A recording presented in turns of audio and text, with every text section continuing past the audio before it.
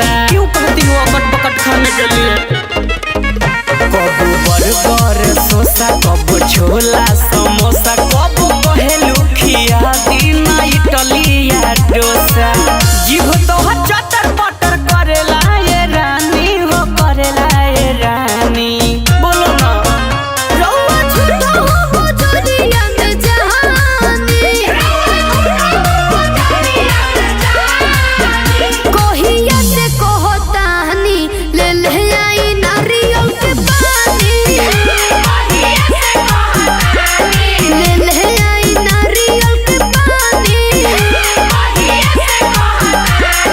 ले ले आई नारियल के पानी।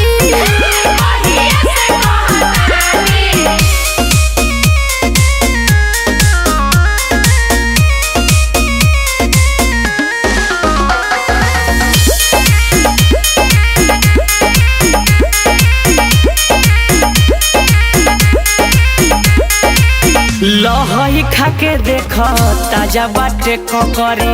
आज भर रुक जा तू बिहने नाया तरी। ढेर झूठ मत बोली, सब जानो तनी दिन पाँच करिला, झूठ बोले के कहवा क्लास करिला। और बाउर खाइबू त होई परेशानी हो, होई परेशानी। हाँ तो सुन ले, का राजा झूठा हो बजरिया में जानी, मार्केट करने कोहिया से कहतानी ले ले आई नारियल के पानी, ले ले आई नारियल के पानी, ले ले आई नारियल के पानी।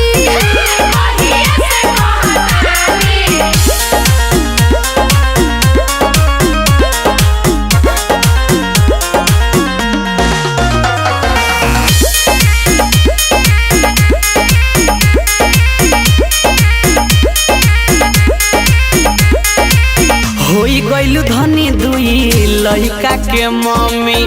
चाटे में चटनी करेलू ना कमी। हम आदमी ना हई, का हमरा